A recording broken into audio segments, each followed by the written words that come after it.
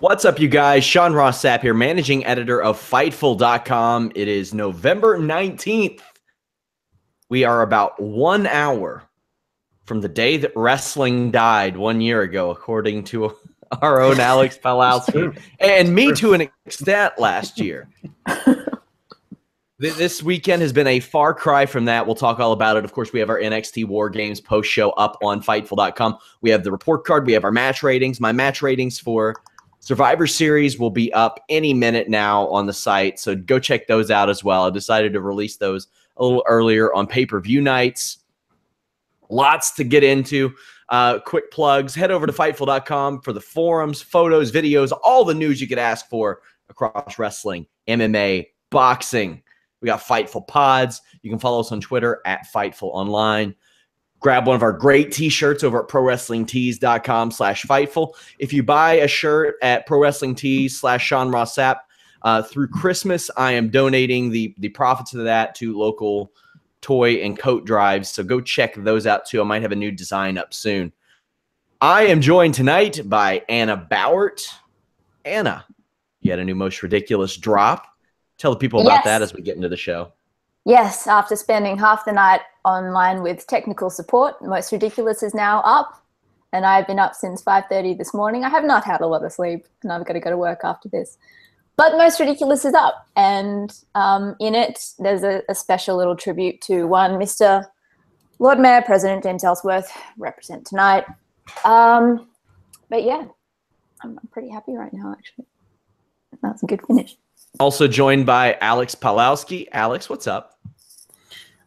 Well, I'm not necessarily sure how, if I agree with how we got there, but, you know, maybe the end justifies the means, because now we got Braun at the top spot in the company working with Triple H, which is ridiculous. But I'm celebrating with my Macho Munch t-shirt that just came in the mail on Friday.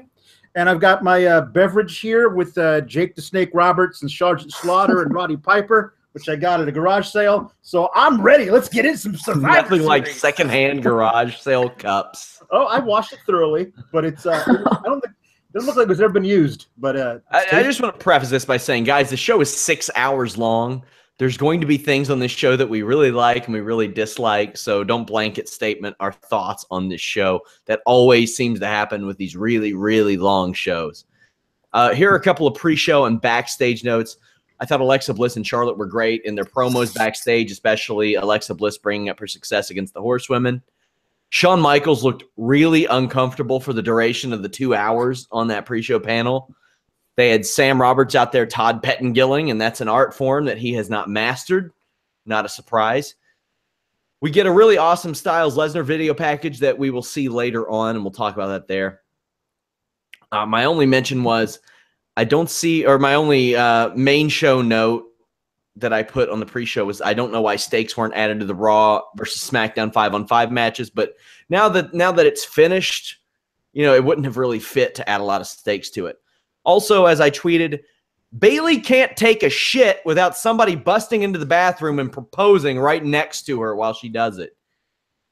What is it with this woman, Anna, that just attracts couples to just get down on bended knee in front of her? Like, they're not proposing to her, but she's got to be there. Unless you have a specific scenario that I don't know about with you and Cara and Bayley. I don't know. Like, she's the hugger, and people love, and that was a touching moment. Not as touching as the final of the show, but it was up there. Yeah, we'll get to that. We'll get to that as it happens. I'm just excited. First match on this show was announced about 12 minutes before it went on air. Matt Hardy versus Elias. All due respect to both of these guys, but I don't know why you couldn't have done a 5-on-5, another 5-on-5 match here, like with 205 Live guys, with SmackDown versus Raw guys, with I don't give a damn who it is. You could have dragged Demolition out here for all I care. Like, I really just it would have made a lot more sense. The double underhook shoulder breaker won me over for Elias, though. I love how he's adding to his arsenal, but Alex this match seemed like really out of nowhere, and it seems like the kind of match we'll probably see on Raw about 5 more times. Listen, they're like, hey, we got a 2-hour pre-show. maybe we should do more than just the cruiserweight match, since that's good for Mike, 11 minutes tops.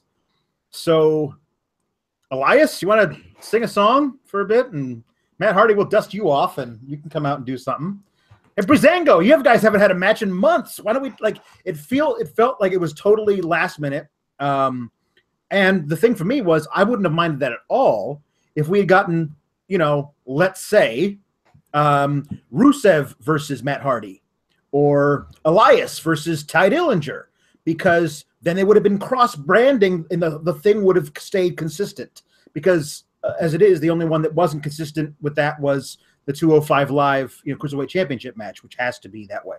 I mean, you have Owens, Zayn, Ty Dillinger, Jinder Mahal, Rusev right there. That's 5 solid guys on SmackDown. Right. And I know, but I kind of see why they didn't want to do it, because that would have made the scoreboard even. They didn't want the scoreboard to be even towards the end of all this. But you could have thrown in something, like you could have consolidated these 2 matches, then had just like a random one-on-one there as well.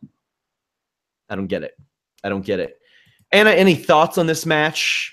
It's fundamentally sound. It's okay. Yeah, I thought it was a great showing from Elias, and Matt sold his broken ass off for him. But my main note for the night was kind of in line with what you guys were saying. It's like WWE has this incredible, unique palette of colors that they can choose from, but every painting they decide to paint, they use the same 5 colors. And they had so much potential with the opening, with the pre-show. If they didn't want to mess with the scores, you have the UK guys there. You have the 205 guys there. They're technically not on either brand. They could have had this huge slobber knocker of a match, and it would have been freaking incredible. Like, it was cool that these guys got the spot, but it's Survivor Series, and this is kind of the time to do it. So why don't you? Up next, Enzo Amore defeated Kalisto. I really enjoyed this match. Kalisto is such a weak character that sometimes I forget how good he is in the ring. Like, then I'm reminded when he hits like a springboard code red. I'm like, oh yeah, this guy's really, really good. I noticed Kalisto using that cartwheel Death Valley driver. I think you just got to give that one to Velveteen Dream at this point. You just got to let him have it. Just let him take it after last night. Either way, these guys both worked their ass off. Enzo escaped by the skin of his teeth, and he's got like really good in-ring chemistry with almost everybody because he keeps it basic. He's got a couple of flashy moves that are his go-to, and he sells his ass off. Like, that's it. He keeps it real basic. Doesn't do anything like out of his reach. But I like this match, and Enzo winning, I think, was a good choice. Anna, what did you think about the decision for Enzo to retain and the match itself? And then where does Enzo go from here? Well, it was kind of predicted that Enzo was going to win, given Kalisto was brought in just to get past the stipulation that they put in. I was a little disappointed that we didn't see Drew Gulak tonight. That's kind of what's making me want to see Enzo nowadays. But this was a good match. It was a really cool brawling spot on the ring apron. I'm really glad that Kalisto didn't completely stack that entrance. I mean, it'll be interesting to see where they go with this, if they continue on with Gulak as being his hype man, because honestly, that is the winning thing at this point, and they'll be stupid not to keep implementing that, but it's them, so you never know. Alex, your thoughts on this? If Kalisto's going to keep doing the entrance that way, they should definitely go back to his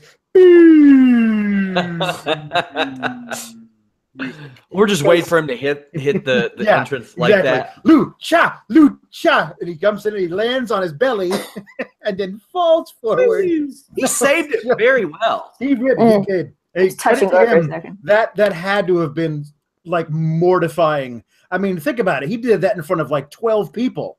Like, there was like, it's one of those these 2-hour kickoff shows. There was nobody in that damn arena for Matt Hardy versus Elias Sampson. There were slightly more for this match, and for the final match pre-show there were more, but still that place was not full when they started the first match of the actual card. So, I mean, yeah, this match was fine, and you're right. Enzo is working really well with all of these guys on 205 Live. Maybe Maybe we finally see Mustafa Ali or Cedric Alexander get a title shot. It's been this show has been around for a year. These guys have been signed for over a year, and neither one of those two guys has ever gotten a real legit title shot, and that's inexcusable to me. So one of those two guys, I hope, is next for Enzo. And yes, there's some character building behind that too, because I don't want to see him have I don't care what kind of character building they do with Kalisto. It's beyond that at that point. Like, people have got their minds made up about Kalisto at this stage, unless something major happens, and it just didn't. That return, well, the debut of Kalisto for the Cruiserweight division was so underwhelming. Like, it did him in, I think. But at least they were able to get a couple of good matches out of it. Kevin Owens, Sami Zayn defeated Breezango. Kevin Owens really playing up the not wanting to be around thing. I'll use these as visually as I can.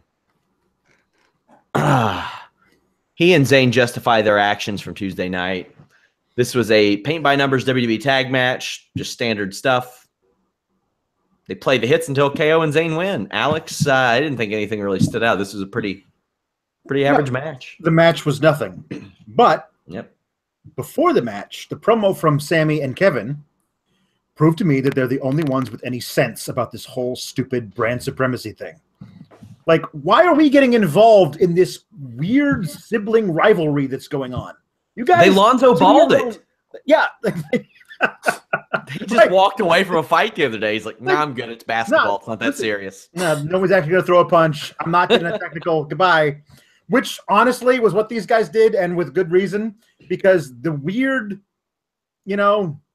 creepy sibling rivalry thing that's gone way too far between Shane and Steph. Why are you getting involved in that? Why do you care? It doesn't matter. Because honestly, as we saw over the past year, you could wind up from SmackDown to Raw tomorrow, and you're still drawing the paycheck from the same people. So I like that there are actually somebody out there who isn't blinded by brand supremacy, which, by the way, is over starting right now. Nobody cares about it starting right now. Tomorrow, nobody will even mention it. They'll say, like, "Oh, you lost." But 2 weeks from now, no one will even think about it. It'll be back on to whatever they're doing on the separate brands. So why do we pretend like that's the most important thing in the world for a month? However, I will also say I was disappointed that Breezango didn't get to actually do more fun stuff in the ring. Like, you got Sammy and Kevin who can no-sell all of their shenanigans. Why wasn't Tyler Breeze like all of his various characters from the Fashion Files in costumes one on top of the other that he could tear off one and he's something else underneath? It could have been a lot of fun. Because that one would have powerbombed him in 30 seconds and there wouldn't have been a match. Well, but he was no-selling, even wanted to be there, which is kind of fun. Once he actually got in the match, then he could destroy everybody. But he could sit there on the apron and go, "Really? I have to fight you guys, you dweebs?" That could have been fun. I don't know. Yeah, I got the feeling when I asked about the being sent home thing, and I was told goofing off with, and when I would pry, I wasn't given a whole lot else. I was like, something, some fudgery is afoot here, I believe.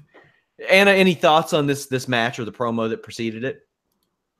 I liked it a lot more than you guys did. I disagree with Alex. I don't think they needed to do all that because that's not what this match was about. They were setting up for the later run-in and whatever's going to happen on Raw tomorrow night. But I thought there were some really fun spots. And heel logic has been cleared up. It's just logic. This kind of was like, for me, watching your favorite children fight. But we've got lines like, "Two optical offenders. Did you say something, paperboy?" Once again, Tyler Breeze is wrestling in cut-up ShamWow bell bottoms, and I think that is commendable in itself. And then you had the spot of Kevin Owens with Tyler Breeze in a headlock yelling, "I can do this all day," and then Sammy from ringside going, "You really can, Kevin, you really can." And that is the kind of love that we should all aspire to, but we know we're not going to get. So I enjoyed it. So up next, we had the official start of Survivor Series, the Shield versus New Day. These damn Shield Raw shirts. Oh, man. Dumbest thing. So bad. Oh, man, they're so bad. But the match is very hard-hitting. Big E early on screams, "Suck on that, sucka," which I can appreciate, I guess. I thought it was good that Ambrose teased dirty deeds early on. It put a sense of urgency into the match. There was a unicorn stampede that led to a neat comeback by Ambrose. Booker T, who is a great tag team wrestler, we're going to talk about his commentary, accuses the ref of not doing his job during the unicorn stampede, despite the legal tags. Like, it's a completely legal tactic. Now, here's the difference in a Booker T and like a David Otunga, who's been in the news lately. Yeah. David Otunga is so terrible that it brings down the show. Booker T, I don't want to say terrible. He's so ridiculous that it enhances the show for me. Because nothing that he does, I don't think, like, legitimately buries anybody. Like, when he's out there trashing Jason Jordan, like, most of the stuff that he says, I'm like, okay, that qualifies as your opinion type of thing. He's not saying, like, man, Jason Jordan sucks as a wrestler type of thing.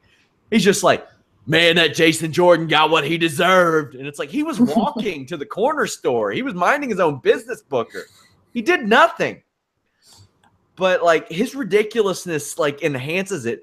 Because, if anything, it takes Michael Cole out of his comfort zone. And that's something that absolutely needs to happen frequently. Anna, your thoughts on Booker T's work behind the mic. And if it's anything less than Hall of Fame worthy in its own, you're wrong. You will have opinionated. No, I agree. I agree completely.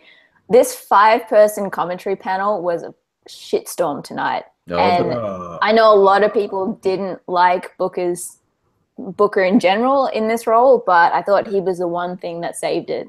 It got to the point where Jeff, and Alex, unproduced, did a 4-person panel last night, and it went smoother. Mm-hmm. We're in literally different countries. Not one of us is in the same time zone. None of us. It got to the point where my network kept cutting out. Like, bits of audio kept getting missing, and it was actually joyful for me. And then people started tweeting at me, yeah, I'm watching it with Spanish commentary. I'm watching it with Japanese commentary. I think some of them speak those languages, but I think half of them just don't and just couldn't stand it.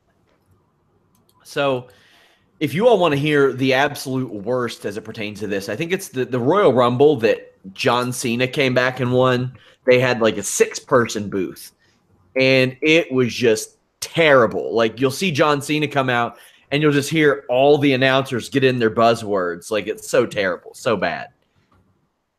So this match picks up big time after a Roman Reigns series. Kofi Kingston gets caught with Ambrose and Rollins finishers, but it's broken up.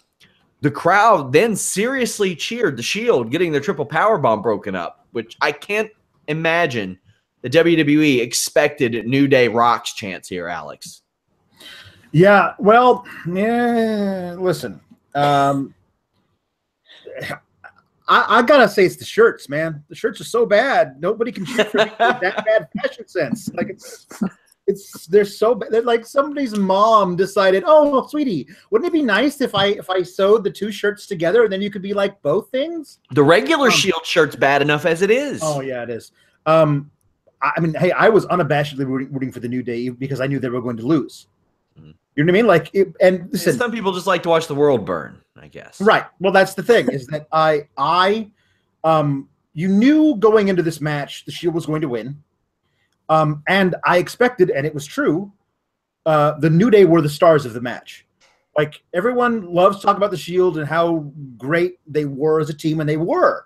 But the New Day is consistently a team now and has been for the past few years, and they consistently add new nuances and fun things to their matches. Nothing ever stays the same. They have their tried and true spots that they return to, but there's always something new, or they build on something. There was that one a few months ago in a match with the Usos where Big E got on Xavier's shoulders, and then he splashed him onto a guy. Then they added to that tonight where they had Kofi jump over that, and then Big E did, like, double splashed on Ambrose. Like, they're not satisfied with giving you the same match over and over and over again, which, as fun as it is basically what the Shield gives you. It used to be. I mean, like, the stuff that they had with the Wyatts, 3-4 years ago, that was amazing because it was different every time. But now it's kind of like we're playing the hits. And I'd rather see the New Day add cool, new, fun stuff every match. So I was rooting for them, even though I knew they were going to lose. Well, they did add cool new stuff. A double midnight hour where Big E had Rollins and Ambrose up. Like, I don't know how Vince McMahon isn't just foaming, just solid. Vince McMahon just back there like, oh, yeah, when he sees that. There's also this Snake Eyes boot where Kofi and Xavier have their boots up and Big E does the Snake Eyes into that. Then this electric chair leapfrog splash, as best as I can explain it. Mm-hmm. Xavier has Big E up on his shoulders. Then Kofi leapfrogs over. I thought it was done there. I was wrong. He then hit an electric chair on Big E, who landed on one of the members of the Shield. There was a WWE production miss, the ripcord knee to Woods on the outside. Over the past 24 hours, I have been rallying hard against the Zoom, like real hard. I want you all to go retweet my pinned tweet. Just seriously, just do it. Just do it. I didn't notice it nearly as much tonight, but I did notice it here and there. But otherwise, there was nothing like egregiously bad about the production. Maybe if I go back and look for it, I'll see it. But a super Shield powerbomb gets the win. This was a really, really good match. Even if the reffing at the end didn't make sense, like the refs just got to sit there and be like, you guys got to pose. So that 5-second deal, it's not important. Anna, what'd you think of the match? Everybody kind of knew the Shield was going to win. But WWE wrestlers over the past year and a half especially, when the conclusion is foregone, they do a real good job of just making you think there's a little bit of hope.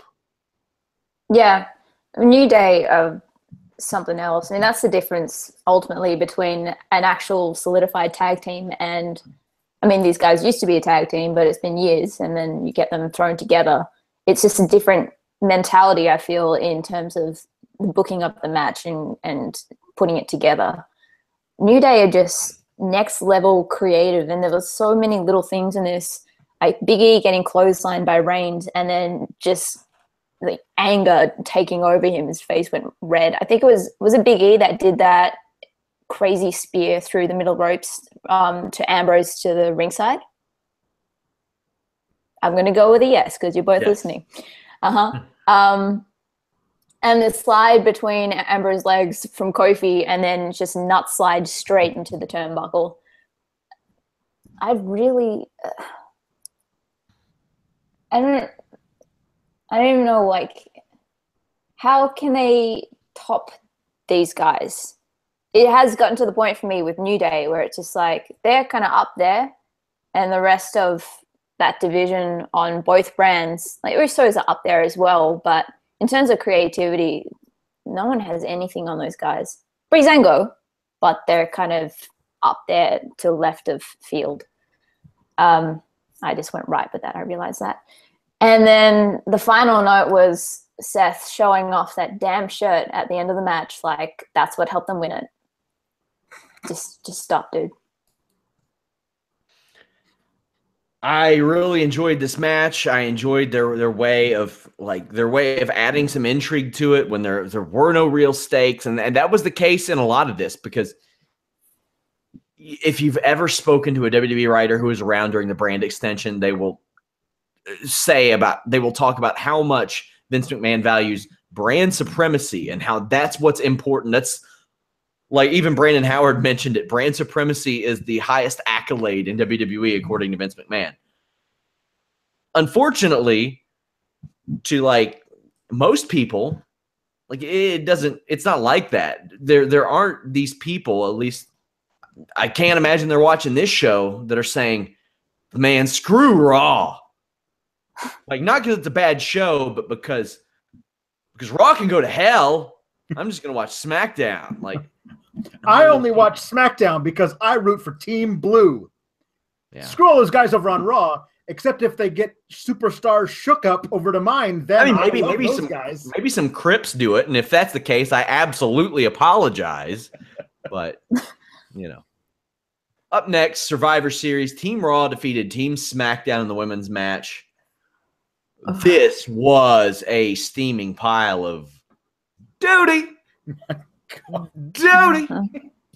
Asuka is your sole survivor. I tweeted this out. You could argue that 2017 is the most successful run of Tamina's career as a character and a wrestler. And I had a lot of people going, LOL, what? But win's better. Yeah. Like, it's not saying much, but win is better. She has been a part of integral storylines. She has been a part of Survivor Series, Money in the Bank.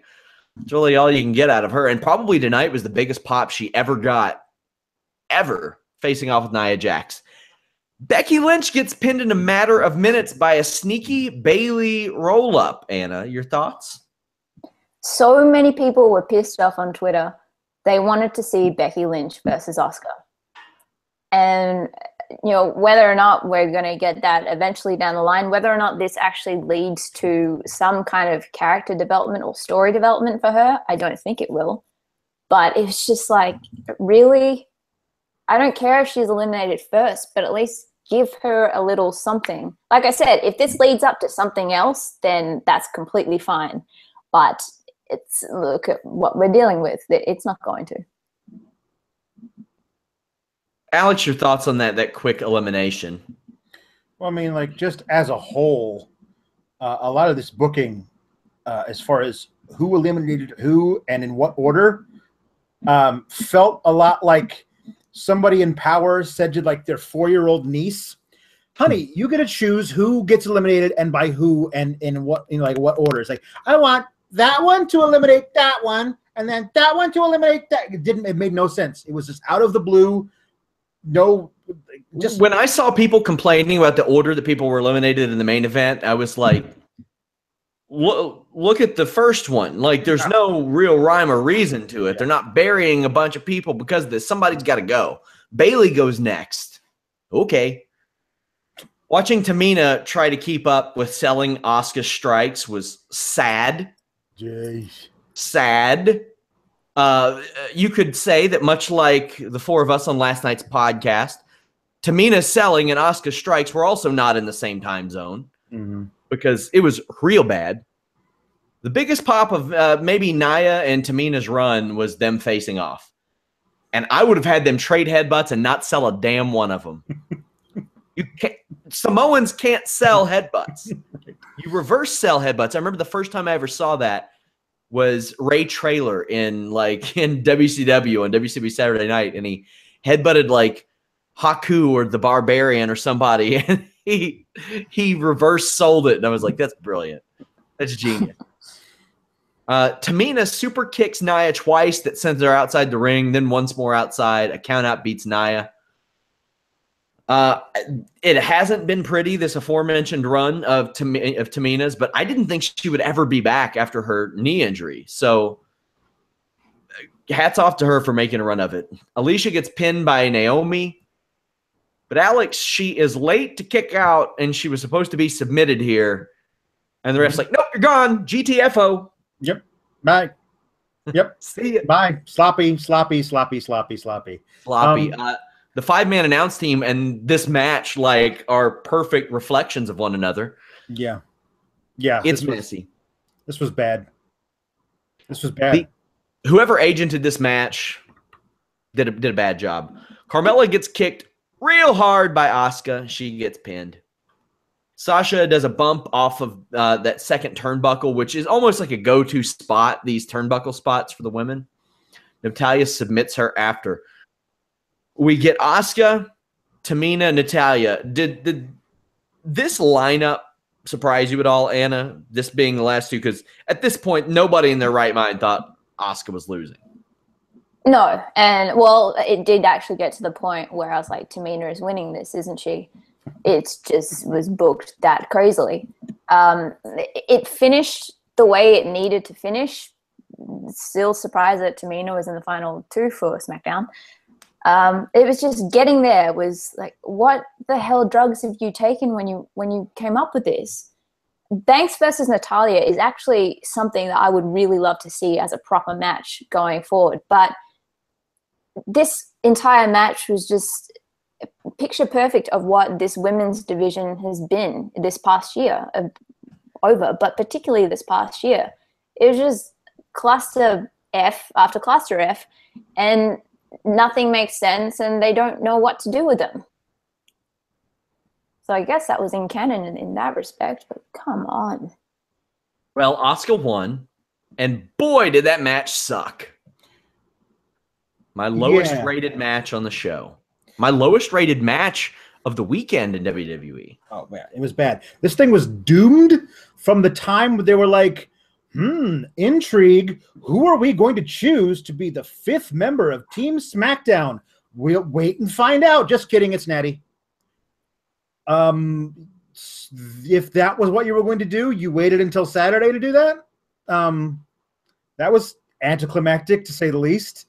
And, you know, the whole order of things, maybe like, fine, someone's got to get eliminated. And I think they wanted Becky nowhere near Asuka when Asuka ran through people, which probably makes sense to me, that the people who were Tamina is the brute. So getting through her means something. Natty's bulletproof. She's always going to be Natty. So Asuka beating her doesn't hurt her either way. Her kicking the head off of Carmella, that makes sense too. So all of that is fine. But it just felt so sloppy, this whole thing. And most of like the SmackDown girls, like at the 5 of them sitting up there, I was like, you're all the B team. Like the only reason I cared about Carmella was because of her shtick was with Ellsworth and her having the briefcase. Without the briefcase, she's nothing. Mm-hmm. And then you have Natty, who's technically a great wrestler, but I don't care about watching. And you have Becky, who is great, and Naomi, who's fun to watch. But Tamina, no, there's nothing there. I mean, I don't care. Like, so it felt like this should have been like a 4-on-1 by the end, because so many of the women who are on Raw are so much better than women on SmackDown, in my opinion. It just felt wonky trying to get to the point where they needed to be to have Asuka go through the last couple women on SmackDown. It was bad. Anna, do you think that they get out, or that not get out, but they use that rematch clause of Natalia's just for the Starrcade show? They maybe say it on SmackDown, hey, the rematch takes place at the Starrcade live event, yada, yada, go buy your tickets. Probably. But why? I mean, because it's Starrcade and they're having trouble moving, or the reason they're doing it is because they wanted to move tickets. So, as we saw last night, not everything WWE is selling hot. I've got people asking me about tickets to SmackDown, and I straight up said, well, if I don't get comp tickets, I'll just get them the day of. It never sells out. There's no reason for anybody like to even really, if you don't care where you sit necessarily. Yeah, get them on StubHub a few hours before when they're rock bottom prices. I hope they don't drag this Natty Charlotte program out until the next pay-per-view on December 17th. Like, Charlotte should be there should be somebody. I want a Charlotte Becky, feud that comes out of them wanting to respect each other, but Becky just losing it when she can't beat Charlotte. I think that could be a lot of fun. But Natty just needs to be out of this picture now. She just does. They need to bring up some of the NXT women at this point. It's just, Peyton and Billy. I mean, even by doing that, though, like, figure it out. Yeah. Peyton and Billy need to come up. Get Tamina out of there. That's a couple of fresh heels on SmackDown. Baron Corbin defeated The Miz. This match happened. Maurice is ringside. Bo Dallas clips Corbin's knee. Works from underneath. Miz works the leg well. Corbin with End of Days. It looked kind of rough. I wondered how The Miz would take it. Baron Corbin cut an all you people promo afterwards to remind everybody that he was a heel because he had just worked underneath. Anna, any notes besides this match did in fact exist, and there is proof and records to corroborate that?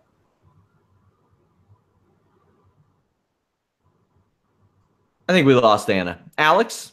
No, I'm here, and I actually really enjoyed this match. I thought it was going to be bad because you have the world's greatest heel in The Miz, who's over like as a babyface among a big portion of the smart crowd, and you have Corbin, who's just an a-hole to everyone. So this was going to be interesting. But Bo Dallas and Curtis Axel, by the way, can we give the guy some credit? The red neck brace, I mean, that was fantastic. But I actually really enjoyed a lot of this, and I did love the post-match promo, if only because it occurred directly over Miz's unconscious body in the middle of the ring. So that to me made me giggle because it was perfectly on brand for Baron Corbin. Miz is bulletproof. Like if he could lose 10 matches in a row, these kinds of matches, and he's not going to lose anything because his promo work afterwards can sell you that he's still a threat. And he's got the guys ringside to back him up. Corbin needs more legitimacy. Like even though he's a champ now, people still chant at him about his damn briefcase because that was a horrible decision that they made to have him. The guy just ain't that good. Well, yeah, I guess if you're just better, then it goes a long way. Anna, we had lost you there for a minute. Anything to add? I like Corbin. I know a lot of people don't, but I like him. And I think kudos to both men for building their own heat and feud with social media for this entire match. But Miz actually pointed it out in Corbin's phone promo. He actually managed to pull off his best promo via Twitter, which is true because you see that on Talking Smack.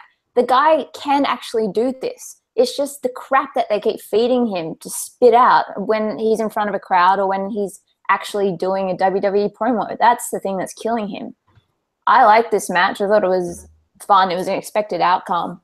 But it was the kind of match when if they are going to work over a body part, it's sporadic. It's in sporadic blows as opposed to it being the entire focus of the match. I really loved Bo coming in and just punching the back of Corbin's knee by the apron. And I said this when I saw the Miztourage at WWE Sydney, but Curtis Axel and Bo Dallas, they are the MVPs, man. They are so damn good. And that, Dallas like Alex like said, he needs to star in Rush Hour 5 or 4 or whatever's next as a villain. Not even a villain, like just a henchman. It's just that jacket, man. That jacket next levels everything. Damn. So that match did Baron Corbin won, and like I said, Miz is bulletproof. Usos defeated the Bar. This was a paint-by-numbers WWE tag match, which I added a little trademark on my show notes since that happens all the time. But then an Uso back body drop on Cesaro into the turnbuckle kind of turns up the heat on it, and things get real right after that. Usos in full babyface mode. Jay gutted out the sharpshooter, really solidified that. Then Sheamus caught Jay in midair, set up a really cool assisted white noise that Cesaro hit a springboard on. That was really, really cool. Then Jay Uso on Cesaro's shoulders somehow manages to Samoan drop Sheamus. That was really cool.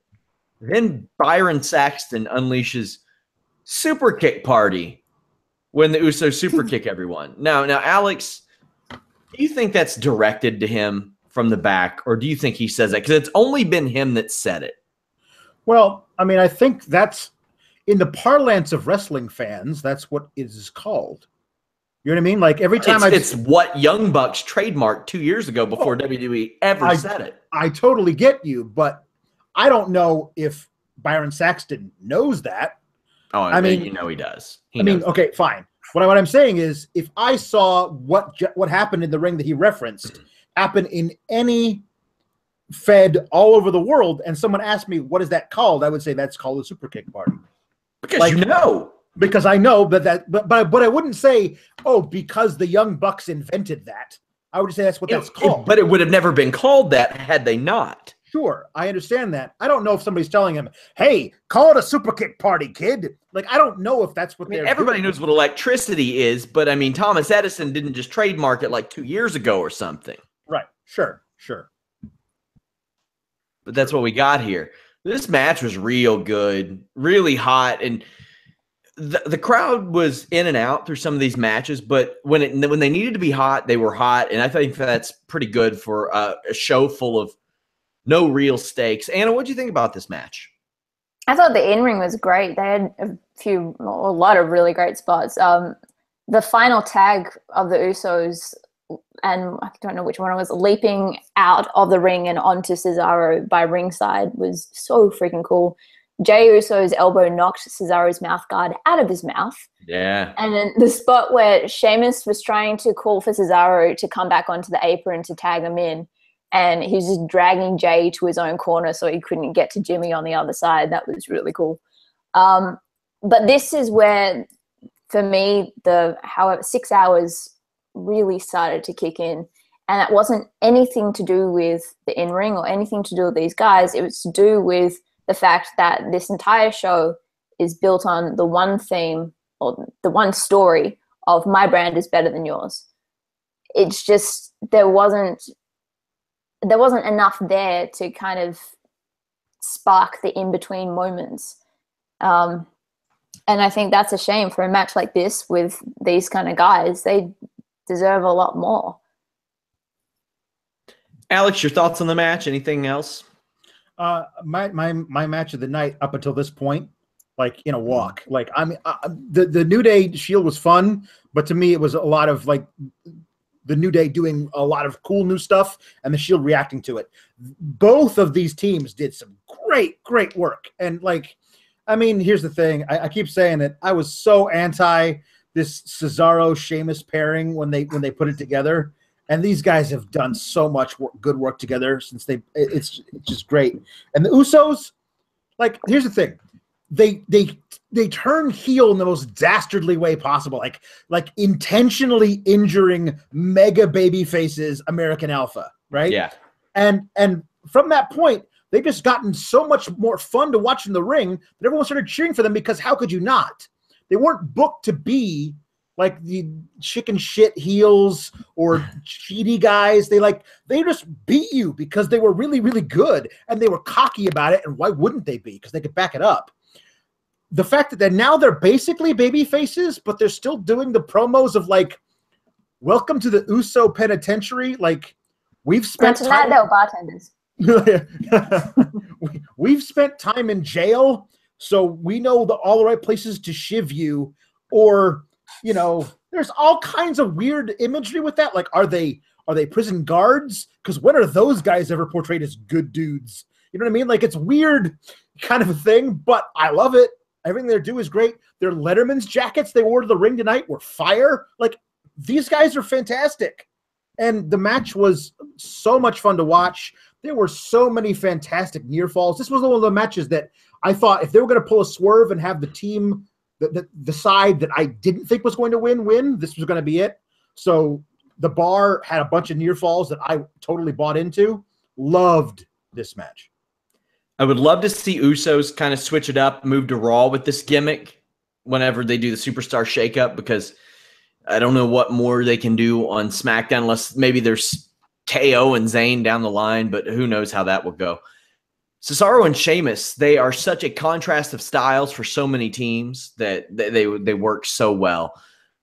Kind of still wish I could have seen the Shield and Usos, maybe with Roman as like all-time quarterback. Like back in schoolyard football. What would be great is if they had the Usos versus Dean and Seth with Roman as the special guest referee. Oh, God. I did notice they kind of hesitated to attack him hesitated to strike him during the Raw siege. Charlotte defeated Alexa Bliss. I love this match. I thought it was perfect. Both women delivered perfect for what I expected out of them. Alexa Bliss early on slammed Charlotte face first into the floor. Alexa is somewhat limited in her experience and what she can do, but she finds these creative ways to do things differently, and that's one of the things I really ask for out of wrestlers.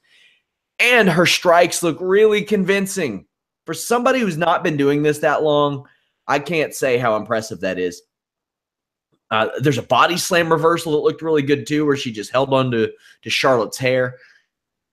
I mentioned this, corner spots in WWE over recent years have become a thing. Like, it wasn't a thing more than 2 years ago, But now people are taking those bumps. They're not landing like on all 5 points, like bottoms of the feet, bottoms of the hand and the back, all that stuff. You're getting people just landing flat on their back onto corners. Alex, how long do you think it is before somebody gets hurt doing that? Soon. Yeah. Yeah, no, there's a lot of stuff that's happening now with bumps that I'm like, on a show like tonight, there are routinely half a dozen bumps that I go, that's not good for that person. That's damage you're going to feel when you're 50 from that particular thing that you just did right now. Not cumulatively, that thing that just happened is going to make you hurt when you get up when you're in your 50s. It makes me happy that those kind of bumps weren't as prominent when Edge and Christian were doing those ladder matches, because instead of Edge retiring in like 2010, 11, maybe he retires in 2007, 2006, something like that. This match really got cooking. It just a power bomb into a Hurricane Rana, then a code red that Alexa almost misses, but Charlotte covers for her enough that it still looks good. There's a Charlotte power bomb, a big punch from Alexa. Natural Selection gets 2. Missed moonsault, and a DDT does the same.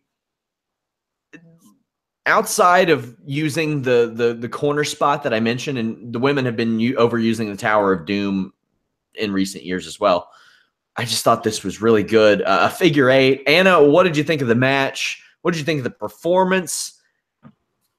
Seemed all fun. Seemed like a future WrestleMania match to me, even. Yeah, this is a feud that needs to continue for a very, very long time. This was up there, if not my favorite match of the night. It was like little sister versus big sister, and this is a kind of family feud that I want to see. No more of this McMahon stuff, please. There was just so much in terms of in-ring, but then the psychology of it as well. You had, by the end of it, Charlotte out-possuming Alexa Bliss with, it was, yeah, the very last thing that they did. But even up before that, Bliss yelling at the ref. He's like, watch the hair. I know! And then like breaking down into pummeling the heck out of Charlotte when she was in the guillotine submission was freaking cool. Bliss punching Charlotte in the nose when she was attempting the figure 8. It's little things like that, which are just, these two are up there for me. And I really hope this does continue. If that means one of them has to switch brands, I'm all for that. Please just let this happen. And please don't let creative screw this up. Alex, anything to add? Yeah, we need to have these two women on the same brand at some point and get like a good 3-4 month feud and build between them, because they're great. They're great together. It really is. It does look like little sister, big sister, and it's like there's little stuff like when Alexa had her in the guillotine, and Alexa's face was pained from putting it on, and also like she was tired. And she was like, it was giving her everything to try and to actually beat on this woman who was much bigger than her. And she was begging her to tap out and give up so she could stop having to do this. All that works and tells the story in the ring. Alexa Bliss has improved in the ring so much since she was a throwaway tag team's valet. Like, that's what they I know they were tag champs, but where are those two guys now? Like, they're not. Buddy Murphy should be used, but he's not. At Alexa's house is where one of them is. That's true. But what I'm saying is, like, that's what she was. And to think that from there, which was not all that long ago, to now, how much she's improved, it's amazing. And I love watching both of these two together. Yeah, find a way to make it happen at Mania. I'll watch. What it comes down to me, like usually delivering in the ring as far as one-on-one matches is concerned, that's not the issue. It's the writing for these women and it being more than the school bully thing, the mean girls, as you all have mentioned. Up next, Brock Lesnar, AJ Styles. I'll just go ahead and throw this out. Like, at this point, I hadn't seen anybody tweet that this show needed more Jinder Mahal, and I sure as hell didn't see it after the match. Right move to pivot from Jinder to AJ, Anna? Yeah. I think we'll go with that. In hindsight, you have to. 2020 hindsight, knowing what we know now. I was a little iffy on it before the match, but after the match, I'll grant you. You just, man, they're gonna lose out on so many of those 2-cent India clicks. Like it's. Lesnar manhandles AJ early. I love the spot where he dragged Styles across the ring by his hair, just like. It was like Harambe dragging that baby before he got shot. R.I.P. in peace, Harambe. Nobody, I don't think, has taken a Lesnar belly-to-belly suplex better than Styles. He does those back bumps where he gets hurled just so well, like he did in the Ultimate X match like 10 years ago, where he takes that like over-exaggerated flip bump, and I think it's really cool. He sells a German suplex by tumbling and then like tangling himself into the ropes. He's just become one of the best sellers in the history of wrestling. You follow that up with a sick bump outside. The crowd just was going nuts when Styles would get any offense. There's like some sloppiness in this match that I found really charming. And when it's like, when it's a spot that gets sloppy and then they try to go back to it and they try to redo it and all that stuff and you see it, I don't like that. But Lesnar like struggling a little bit off of a moonsault and catching AJ and then stumbling a little bit, I like that. When AJ went for a tornado DDT and maybe they were like a half a step off, but then Brock countered it by just heaving him down to his face, that was disgusting and it looked awesome. I'd never seen it like that before. Alex, we saw the return of the old school German suplex where AJ takes it on his chest. AJ made Brock look like $1 million, and Brock got a little tired in this match. It's the longest singles match he's worked in over 2 years since The Undertaker. Longest or one-on-one match he's worked. But I think AJ took good care of him, Alex. Oh, my God, this match, man. This is the best match Brock's had in years, and it's because of AJ. Like AJ can make anyone look good. He made James Ellsworth look good in matches, and so you put him in the ring with Brock Lesnar, like it's magic. And yeah, we were joking about it, but picture that amazing video package that they did for AJ versus Brock. Just want to say, I thought it was cool that they integrated WCW clips into that from AJ. That is really cool. That was very cool. Like the whole thing was masterful. Like the music they chose, everything. And imagine what they would have had to do to try and sell you on Jinder versus Brock. Like if that was ever the actual plan, and they were really serious about it.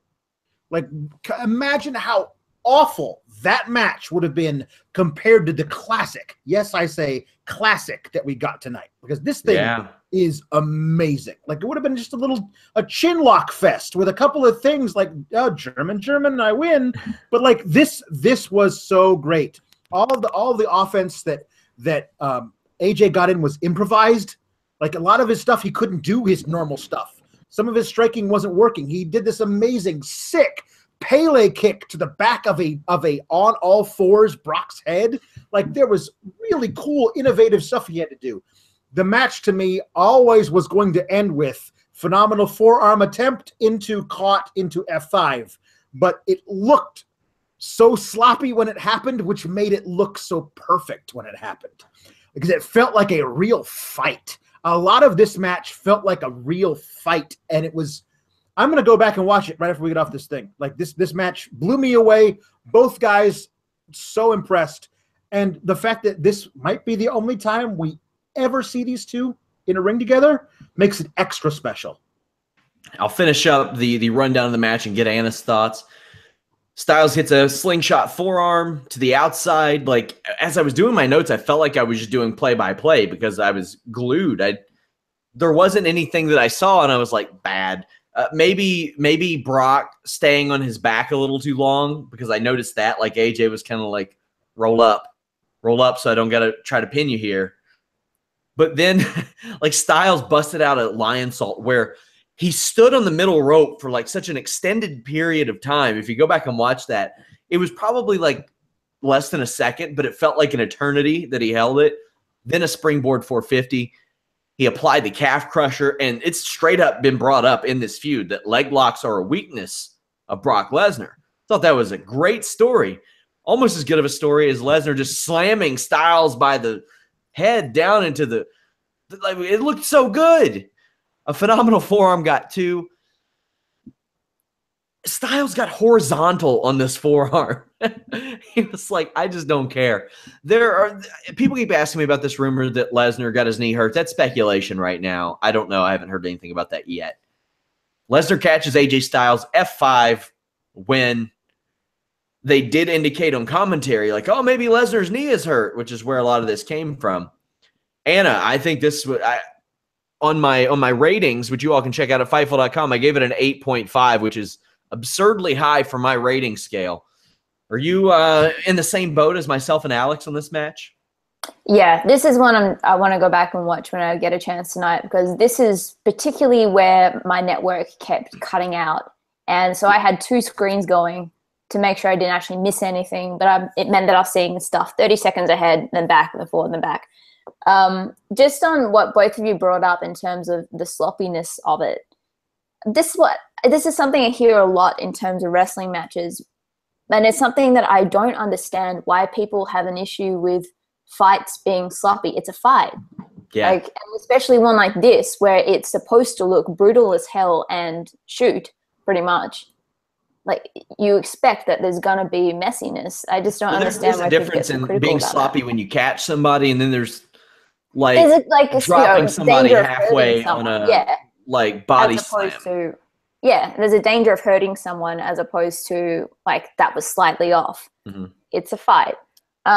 This match was, look, you all know I love AJ. I love him. I love his hair.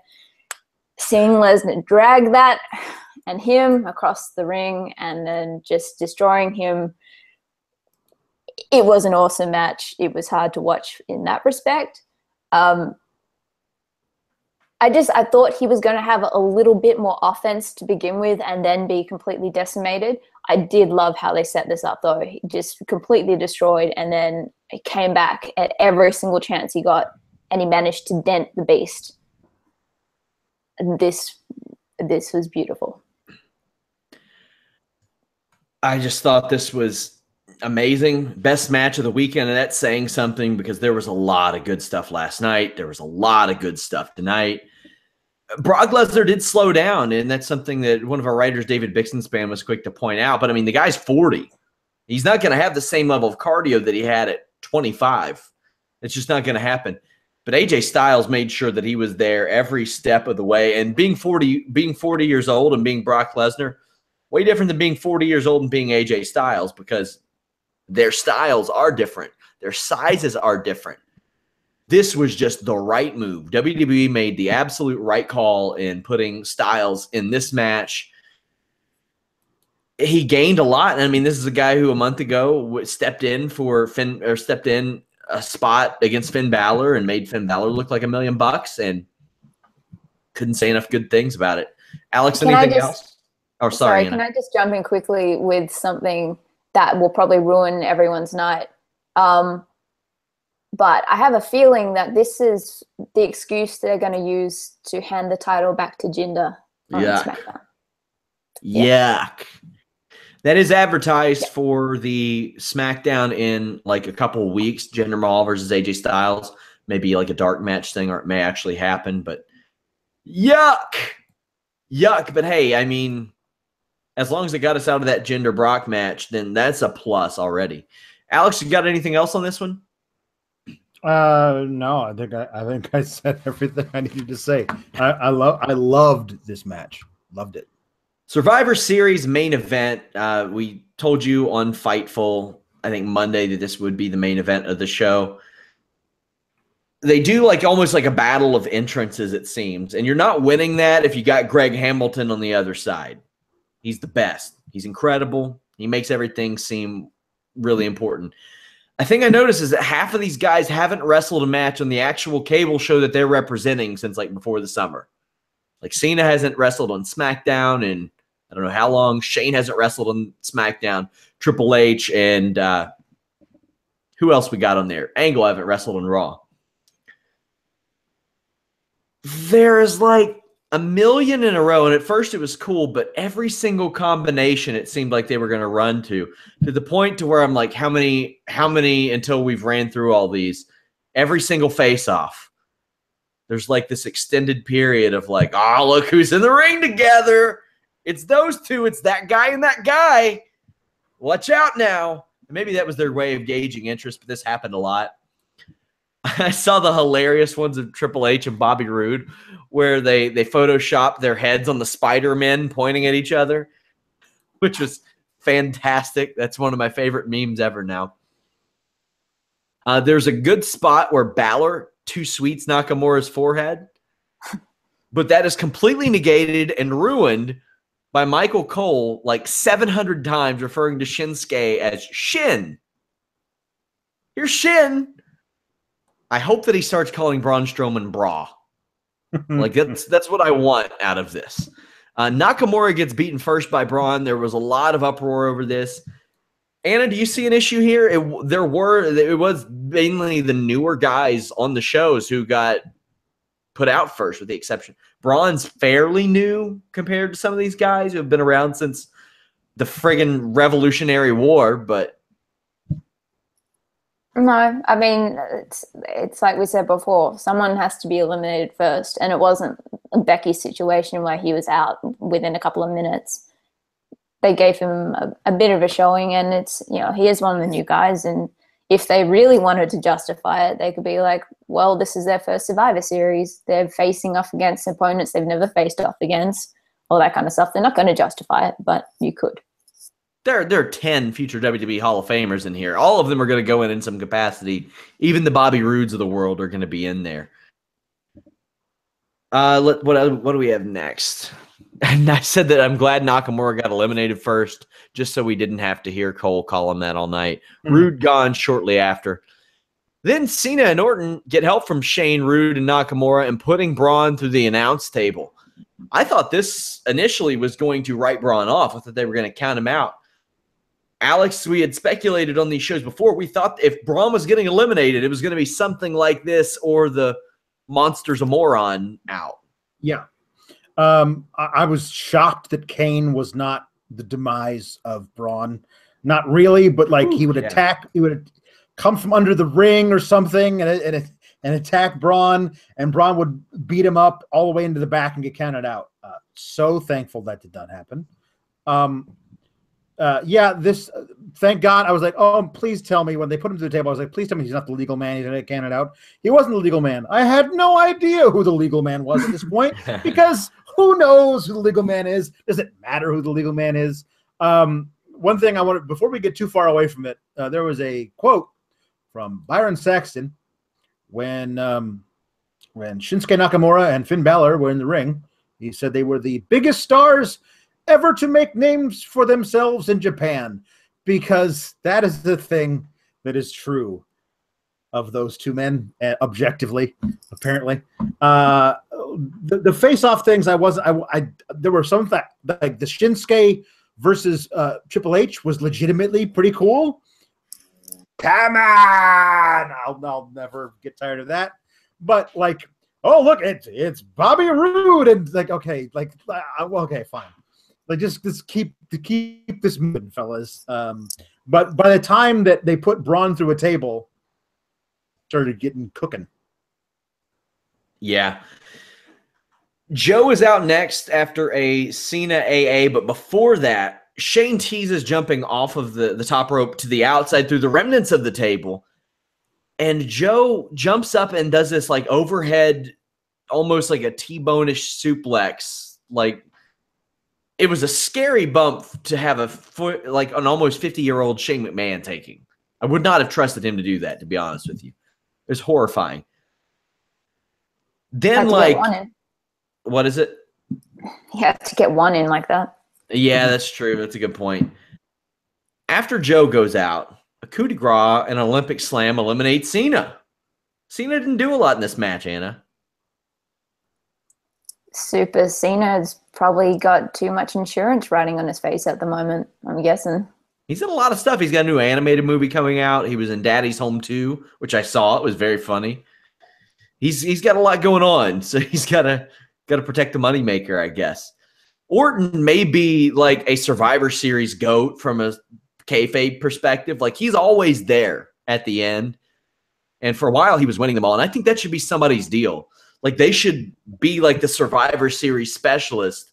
And maybe even in years down the road, if like they are a free agent or their contract is coming up, maybe you can play that into Raw or SmackDown vying for their services, because Randy Orton's been very good at this traditionally throughout his career. Zayn and Owens come out and attack Shane McMahon. They really go into business for themselves, you could say, Anna. Yeah, it was good. It was.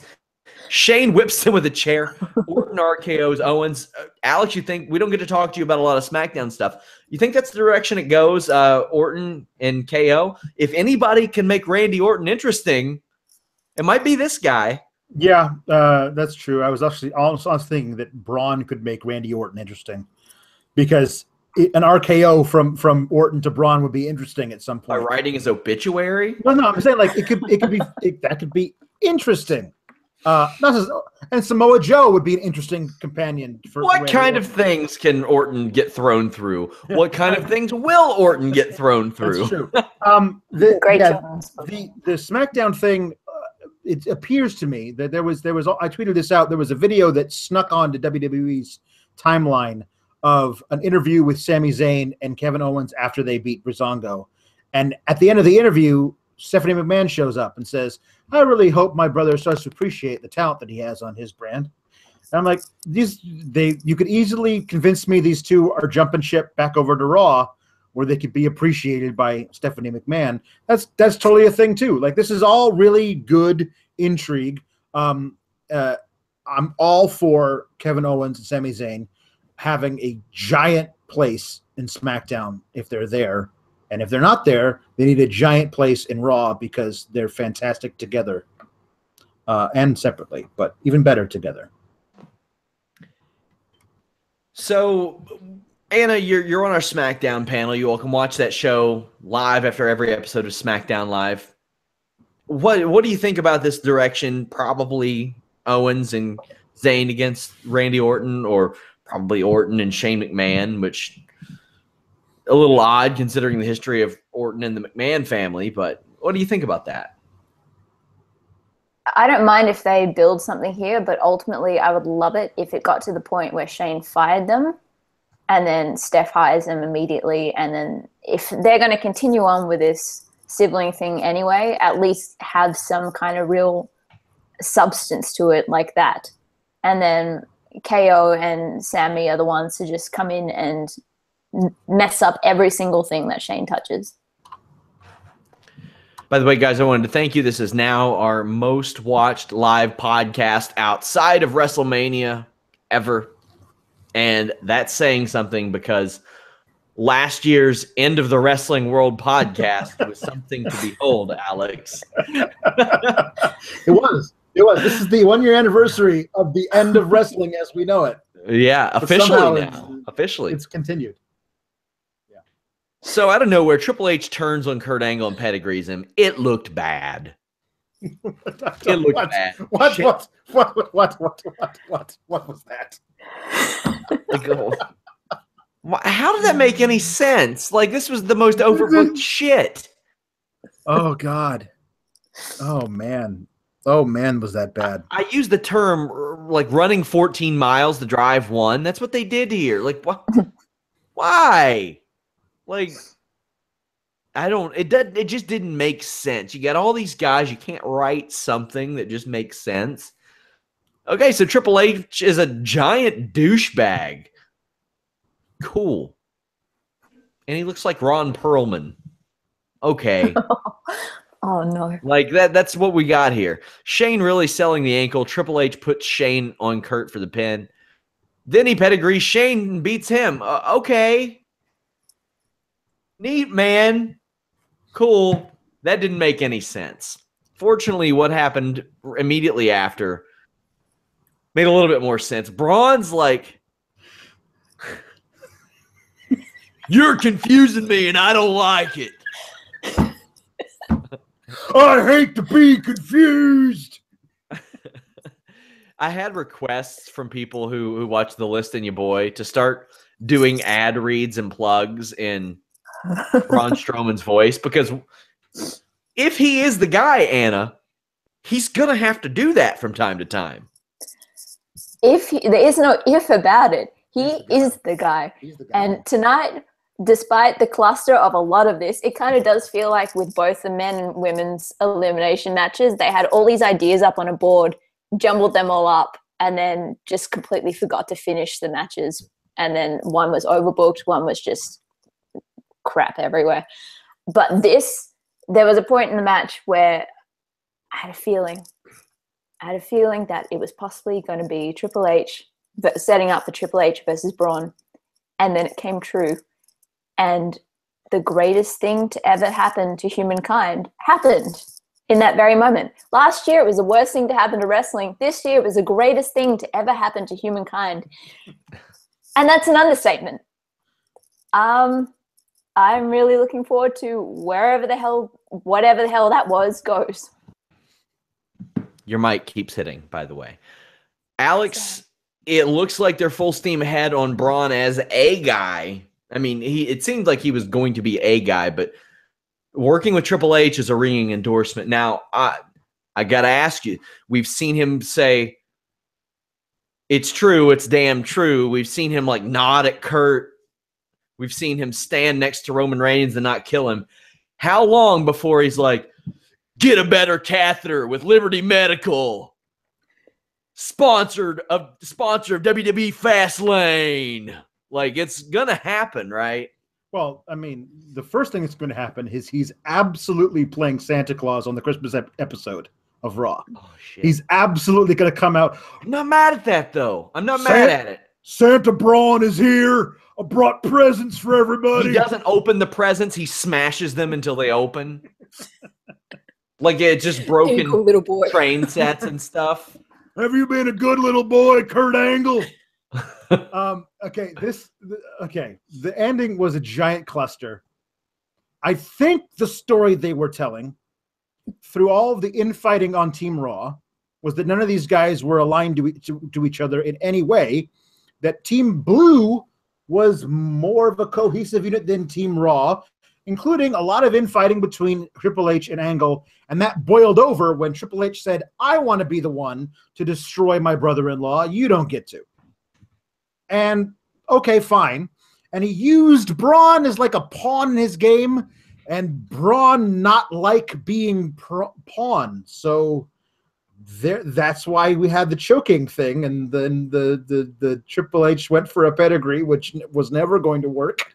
And, never. And his arms don't go that way, Playboy. They don't move that way. No, not if he doesn't want them to. Not if he doesn't want them to. So then he power slams him and does it again, and he leaves.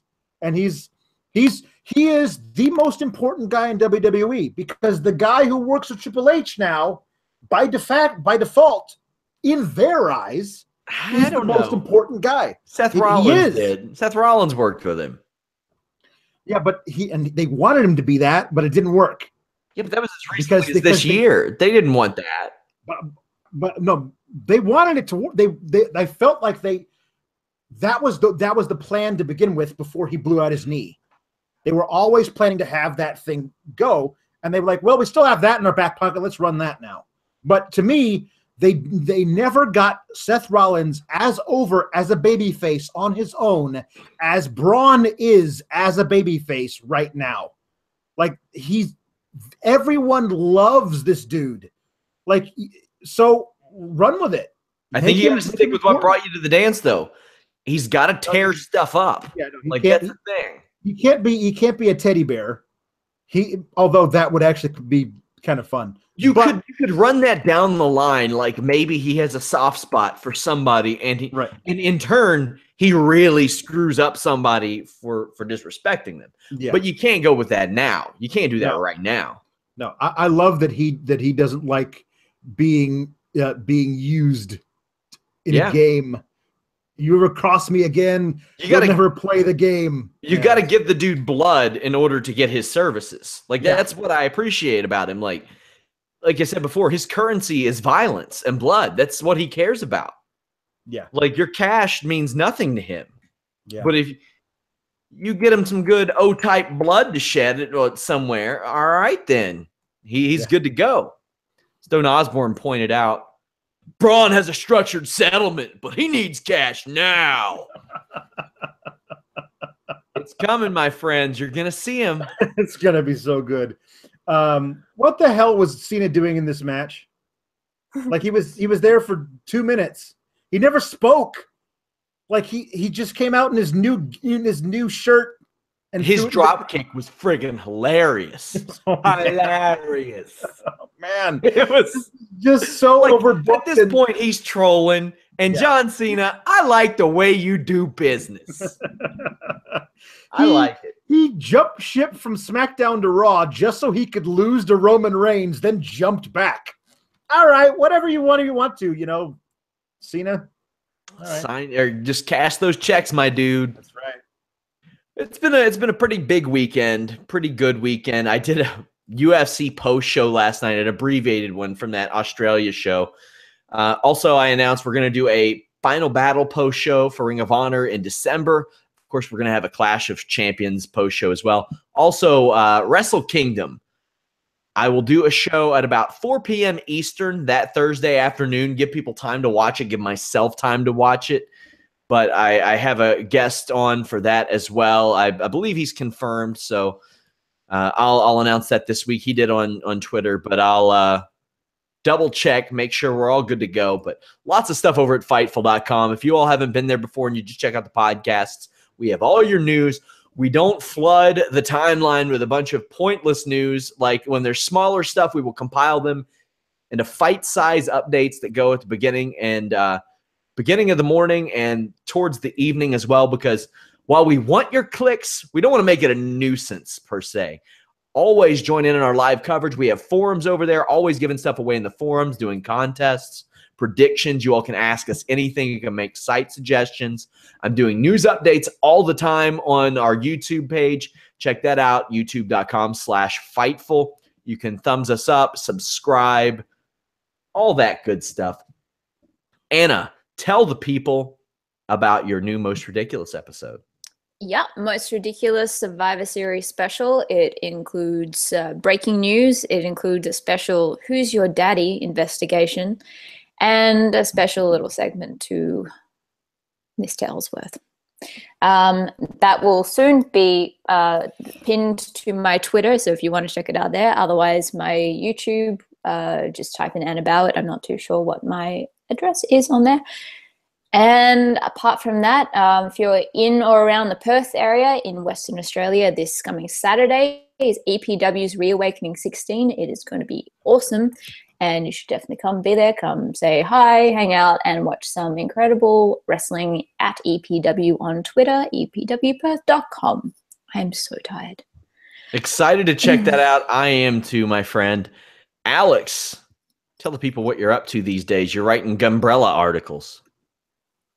Yeah, or wrote an article about Marty Scurll's Gunbrella, which is a terrible merchandising idea.